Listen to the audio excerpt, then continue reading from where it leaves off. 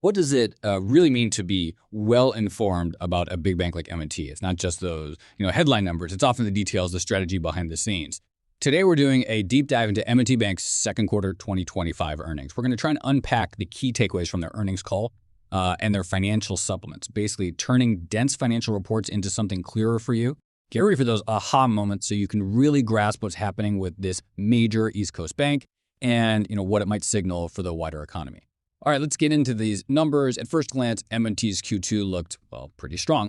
They reported net income of $716 million. That's quite a jump from $584 million last quarter.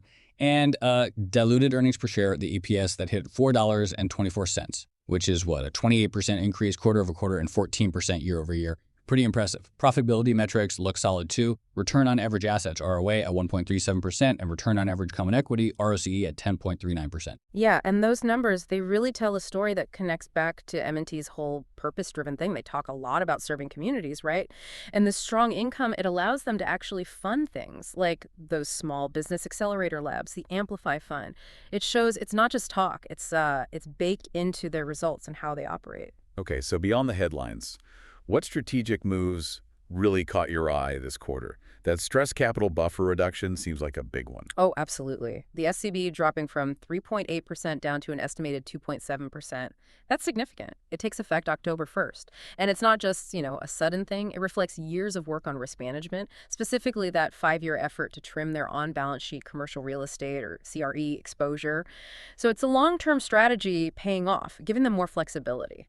And speaking of flexibility, they bought back a lot of shares, $1.1 billion in Q2. That's after doing $662 million in Q1, clearly sending capital back to shareholders. And for someone holding the stock, how does that translate? What's the tangible impact? Well, tangible book value per share is a key one. It grew 1% just in the quarter, and 10% over the year, reached $112.48. So real value creation there. Operationally, that efficiency ratio improvement is also key, down to 55.2% from 60.5%. That tells you they're keeping a tight rein on costs. And fee income, up 11% year over year, if you exclude a couple of notable items. So yeah, it paints a picture of a pretty broad strength. Okay, with that overview, let's peel back the onion a bit more. How are they actually generating revenue? Let's start with the core. Net interest income and margin, NII, taxable equivalent, was $1.72 billion, up just slightly, 1% from Q1. But the net interest margin, NIM, that actually dipped 4 basis points to 3.62%. What's going on there? Right, so that NIM decline, it's interesting when you break it down. A chunk of it was higher costs on deposits and long-term debt. Makes sense in this environment. There was also this accounting noise, premium amortization on tax-exempt bonds from the People's United deal. That hit it by 4 basis points. But, and this is important, that was partly offset by some real positives, like 7 basis points benefit from fixed assets repricing and less drag from interest rate swaps. Those swaps are actually helping now. So if you strip out that premium amortization, which is really just an accounting thing, the MIM would have been 3.66%, exactly the same as Q1. Shows they're managing the balance sheet pretty actively. Okay, that definitely adds important context. Thanks. Yeah. Now, moving to the other side, non-interest income or fee income. Total was $683 million, up a healthy $72 million or 12% from Q1. Mortgage banking revenues hit $130 million, up $12 million. You mentioned the subservicing benefit kicking in fully. Exactly. That started in February, so Q2 got the full effect. And trust income was up $5 million to $182 million, mostly seasonal tax fees, you said. Yeah, mostly seasonal. But here's where it gets really interesting on the trust side. They also mentioned getting some big wins with clients. And they're actually starting to grow because of investments they made, new operations in Europe. Apparently, customers asked them to be there, so they went. It wasn't just random expansion.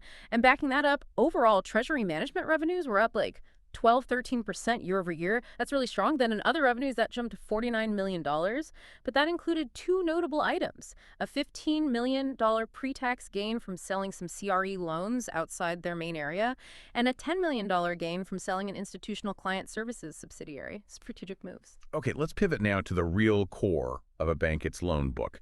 How healthy is that portfolio? What are the key trends? Overall average loans were up slightly $600 million to $135.4 billion. Looking closer, residential mortgages grew 2%, consumer loans up 4%. Those consumer gains came from rec finance and indirect auto. Together, mortgages and consumer loans grew $1.5 billion, about 3% in the quarter. Shows diversification. But CRE loans were down 4%, right, to $25.3 billion. So seeing payoffs there. Yeah, continued payoffs and paydowns in CRE. And commercial loans were kind of flat overall at $61 billion. Flat overall, yeah. But there was movement underneath. Growth in C&I, mortgage warehouse. But that was offset by dealer floor plan balances coming down. And it's worth repeating, even with CRE balances shrinking quarter over quarter, that CRE pipeline is actually building over $5 billion in June alone, their best month this year. They've also been tweaking their commercial credit and sales processes, trying to be quicker and manage risk better. So while near-term CRE growth is tough, they think there's a shot later in the year. Now, asset quality. Net charge-offs were $108 million, or 32 basis points. That's actually down a tick from 34 basis points last quarter and still below what they expect for the full year. So good risk management is showing through. Okay, mostly positive on asset quality then. Yeah. But is there anything, maybe a subtle risk or an area they're watching closely given the economy? That's a fair question.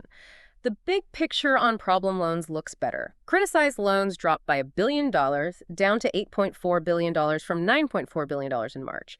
Most of that improvement, $813 million, was in CRE. Multifamily, office, healthcare, seeing payoffs, paydowns, upgrades. Commercial criticized also dropped $226 million. This is all part of that de-risking they've been talking about for years. The goal is to keep bringing those criticized numbers down, maybe to about half their peak level in a couple of years. But you asked about areas to watch. Non-accrual loans did tick up slightly, up $33 million or 2%, $1.6 billion.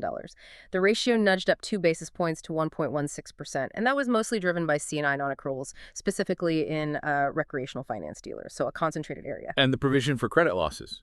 $125 million for the quarter. And interestingly, that included a specific $20 million provision tied to unfunded commitments. It relates to potential losses on certain CRE loans sold through their MTRCC subsidiary under the Fannie Mae DUS program. Now, under this DUS program, M&T keeps 1/3 of the risk.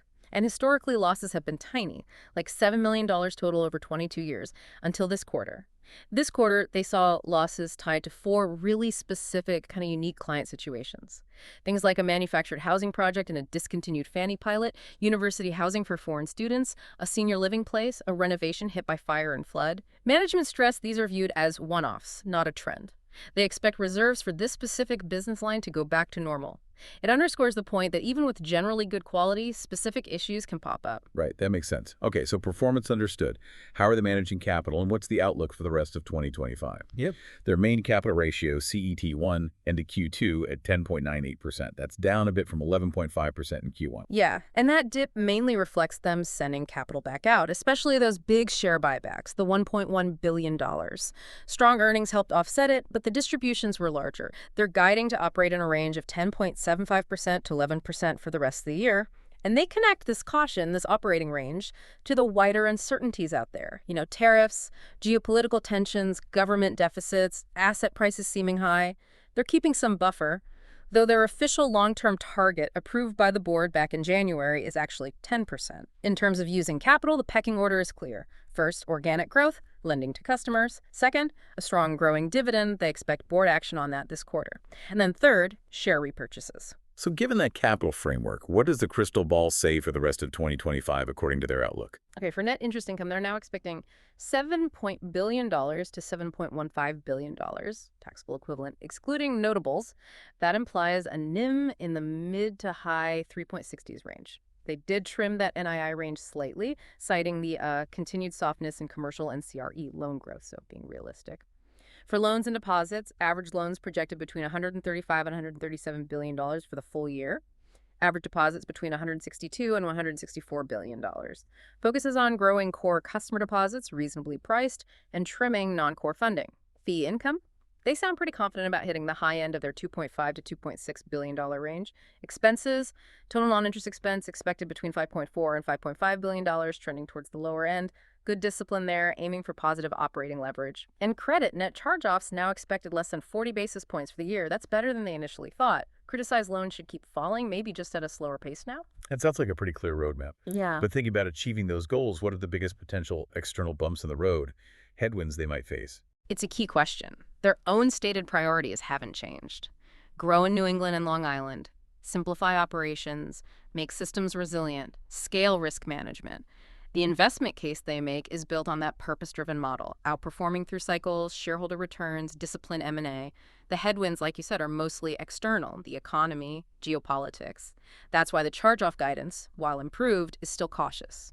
Okay, this leads perfectly into the Q&A part of the call. Beyond the prepared remarks, what were some of the really probing questions from analysts? What deeper insights came out? For instance, you mentioned the CRE pipeline building despite the overall decline. Right, that $5 billion pipeline number definitely got attention. Signals maybe some growth later this year, even if payoffs continue. Another really interesting exchange was about scale. Does M&T need to get bigger to compete with the megabanks? The CFO's answer was a very direct, absolutely not. Yeah. He really doubled down on their community model, efficiency, simplicity, the benefits of being focused in their regions. Said they'll only grow in adjacent markets when it's the right fit.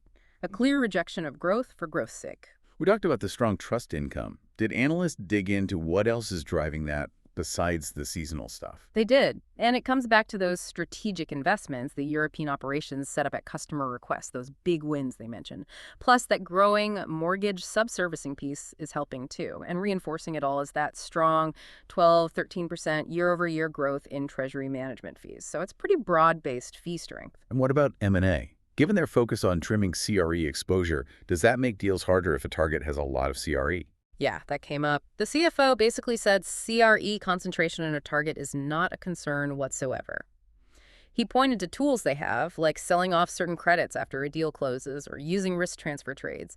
He insisted the absolute priority in any deal is cultural fit. That was quite telling about their discipline.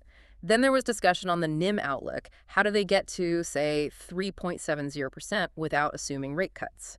The answer really circled back to needing that commercial and CRE loan growth to kick in. That's the big variable. Okay, but what internal factors could help push the NIM up if that loan growth materializes? They pointed to a few things. Continued repricing benefits on fixed-rate assets like auto, RV, mortgages. Their investment portfolio, new bonds they buy, are yielding about 150 basis points more than the ones maturing and rolling off. That helps. And their interest rate swap book keeps repricing positively for the next 4 quarters. So there are internal tailwinds. But they remain, cautious, especially on the timing of C&I growth picking up. On C&I growth, they did highlight Eastern Massachusetts, part of the People's acquisition, as one of the fastest-growing regions, along with Connecticut. That deal brought in some valuable specialty lending areas, fund banking, mortgage warehouse, corporate institutional stuff that are really contributing now. And on the consumer side, we talked about potential pull-forward demand in RVs and auto. Is that growth sustainable? They acknowledge some pull forward happened, yeah. But they still seem optimistic about continued growth overall. And interestingly, they noted that ATLOC balances and credit card balances actually grew this quarter, which hadn't happened for a little while, so maybe some broadening there. On deposit costs, the message was about attracting core operating accounts and paying fair, competitive rates. They framed the recent rise in interest-bearing costs as more of a timing difference from when new funds came in, rather than a permanent shift to higher funding costs.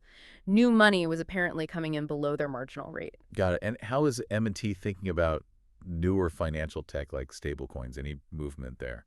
They're watching stablecoins, viewing them as a potential payment rail, particularly for off-hours transactions. The stance seems pragmatic. They'd consider partnering or using them if it genuinely makes moving money easier and cheaper for customers, not jumping in just for the sake of it. Oh, and just to circle back on the cautious guidance, that sub-40 basis point charge-off forecast, it reflects prudence given those macro uncertainties, tariffs, geopolitics, even though the actual charge-offs so far this year are lower, around 33 basis points. And finally, that CRE portfolio sale, the out-of-footprint one, they called it a strategic business decision, selling loans where they didn't have the full banking relationship to free up capacity for core clients in their main markets, aiming for those deeper, more wholesome relationships. So we've really dug through M&T Bank's Q2 2025 earnings.